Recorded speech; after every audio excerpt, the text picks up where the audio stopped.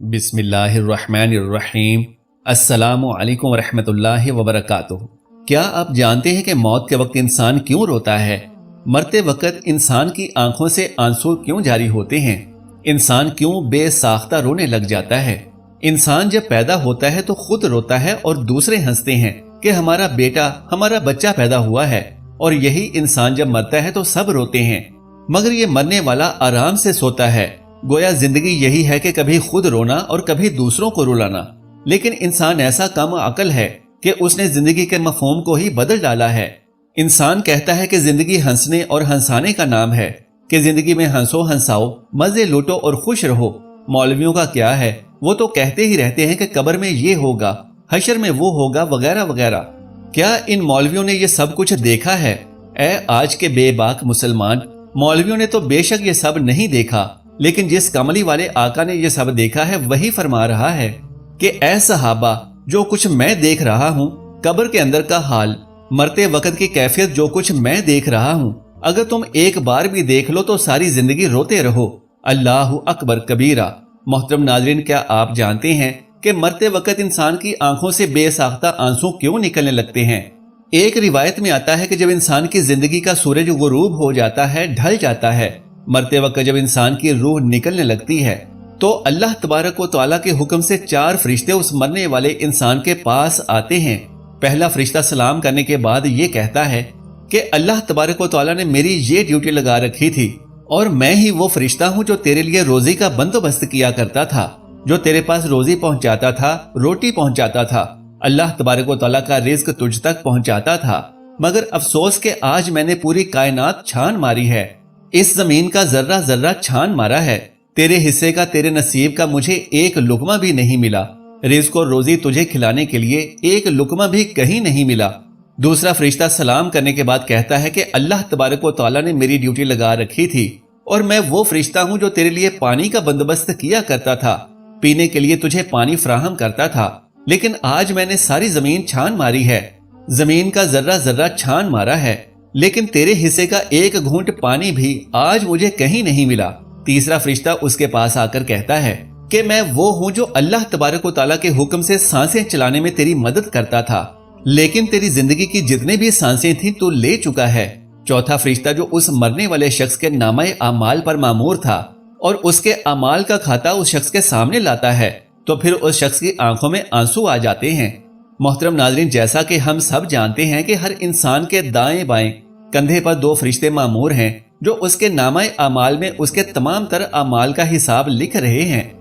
दायां फरिश्ता जो उसके अच्छे अमाल और बायां फरिश्ता जो इंसान के बुरे अमाल लिख रहा है। अब मरते वक्त मरने वाले शख्स की आंखों में 2 वजह से आंसू आते हैं, और सिर्फ आंसू ही नहीं बल्कि अगर उस इंसान का बस चले तो वो यकीनन धाड़े मार मार कर रोना चाहता है, चीखो पुकार करके रोना चाहता है। वो रोना तो चाहता है लेकिन उसके हाथ, बाजू, पांव, टांगे और उसकी जुबान उसका साथ नहीं देती, क्योंकि ये सब बेजान हो चुका होता है। उस वक्त उसकी तमाम तर आहें, गिरिया उजारी, चीखो पुकार बस उसके आंसुओं की सूरत में ही उसकी आंखों से छलक पड़ती हैं। और इसकी 2 वजूहात हैं। पहली वजह तो ये है कि अगर वो इंसान गुनाहगार, खताकार, सियाकार था तो यकीनन वो उस नामा अमाल को देखकर रोता है जो उसके सामने पेश किया जाता है।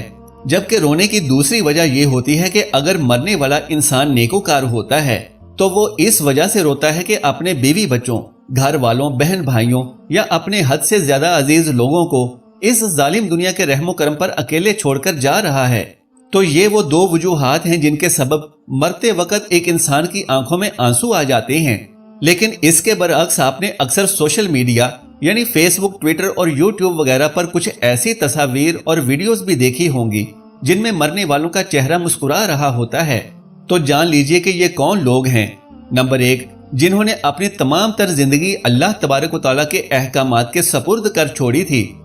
नंबर 2, जिन्होंने कभी जिंदगी में किसी की गीबत नहीं की, चुगली नहीं की, किसी के लिए अपने दिल में कीना नहीं रखा, तो ऐसे लोग मरते वक्त मुस्कुराते हुए इस दुनिया से रुखसत होते हैं। नंबर 3, ऐसे लोग जिन्होंने किसी को अपने हाथों और जुबान से ईज़ा नहीं दी, किसी का दिल नहीं तोड़ा, किसी को दर्द देने की वजह नहीं बने, किसी को दुख नहीं दिया, तो यही वो लोग हैं जो मुस्कुराते हुए दुनिया से रुखसत होते हैं। नंबर 4, जिन्होंने सारी जिंदगी अपने कानों से गलत नहीं सुना, गंदा नहीं सुना, आंखों से गंदगी नहीं देखी, जुबान से गंदा नहीं बोला, तो ये लोग अल्लाह तबारक व तआला के महबूब लोग हैं। नंबर 5, जिस इंसान ने इस दुनिया में वालिदैन की खिदमत की, अपनी बीवी को उसके हुकूक दिए, उसके साथ अच्छा रवैया और बर्ताव करता रहा, घर में इखलाक बांटता रहा, मोहब्बतें बांटता रहा, और यही वो इंसान होता है जो मरते वक्त मुस्कुरा रहा होता है, और ना खत्म होने वाली आखिरत की जिंदगी में ये शख्स हमेशा मुस्कुराता ही रहेगा। सुभान अल्लाह, ये वो शख्स है जिसने अपनी सारी जिंदगी अल्लाह तबारक व तआला की खुशनुदी हासिल करने में लगा दी है। लिहाजा जिंदगी तो वही है जो रब अज़्ज़ा वजल को खुश करने में गुजारी, और जो दुनिया की लज्जतों में गुजरे तो वो जिंदगी नहीं बल्कि क़यामत के दिन की शर्मिंदगी है। किसी शख्स ने एक उम्र रसीदा बुजुर्ग से पूछा कि बाबा जी आपकी उम्र कितनी है? बाबा जी ने जवाब दिया कि यही कोई 14 या 15 साल होगी। पूछने वाले ने कहा कि बाबा जी लगता है कि आपको अपनी उम्र छुपाने और अपने आप को जवान कहलवाने का ज्यादा ही शौक है, क्योंकि देखने में तो आप काफी बड़ी उम्र के लगते हैं। तो बाबा जी ने जवाब दिया कि ऐ बेटे, जब से अपने दिल को दुनिया की मोहब्बतों से आजाद करके मालिक कायनात के सामने रो रो कर पक्की सच्ची तौबा की है, तो इस अरसे को 14 या 15 साल हो गए हैं। और यही दरअसल मेरी वो जिंदगी है जिसमें मैंने नमाजें शुरू की, अल्लाह तबारक व तआला की सच्चे दिल से इबादत शुरू की, हक सच बोलना शुरू किया, और अल्लाह तबारक व तआला की मोहब्बत में मुझे अपनी जिंदगी में लज्जत महसूस हुई।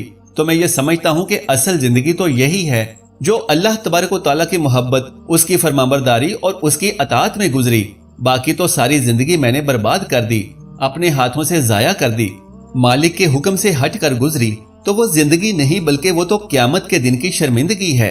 मोहतरम नाजरीन, यहाँ ये बात भी जान लीजिए कि मरने से एक हफ्ता पहले पहले मरने वाले को पता चल जाता है कि ये मेरी जिंदगी के आखिरी अय्याम हैं।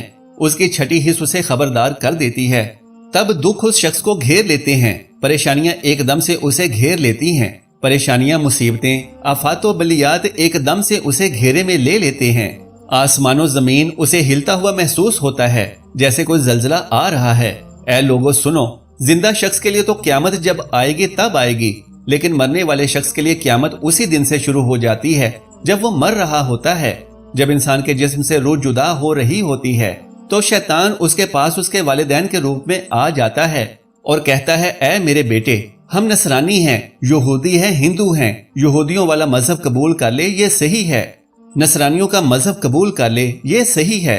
हमारे आबाओ अजदाद इसी मजहब में मरे थे। ये मजहब जन्नत में ले जाने वाला है, अल्लाह से मिला देने वाला है। शैतान कहता है कि आज मर रहा है तो कामयाब हो के मर, जन्नत का हकदार हो के मर। मोहतरम नाजरीन, उलमाए कराम और बुजुर्गान शरीयत ये बताते हैं कि अगर कोई इंसान नेक होता है तो उसकी नेकियां और उसके अच्छे अमाल उसे कलीमा पढ़ने की तलकीन करते हैं। लिहाजा वो शख्स शैतान लईन की बातों में नहीं आता और शैतान मरदूद पर लानत भेजकर कलीमा पढ़ने लग जाता है।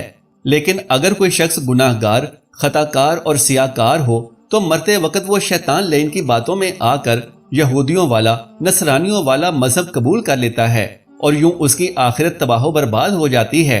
तमाम मुसलमान भाइयों और बहनों से गुजारिश है कि आइए और मिलकर अल्लाह तबारक व तआला के हुजूर ये दुआ करें कि ऐ रब्बे कायनात, हमारे अमाल इस काबिल नहीं कि तुझसे तेरी जन्नत के तलबगार हो सकें।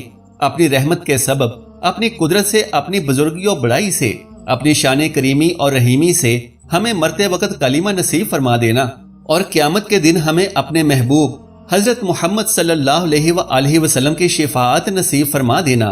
आमीन या रब्बुल आलमीन। अल्लाह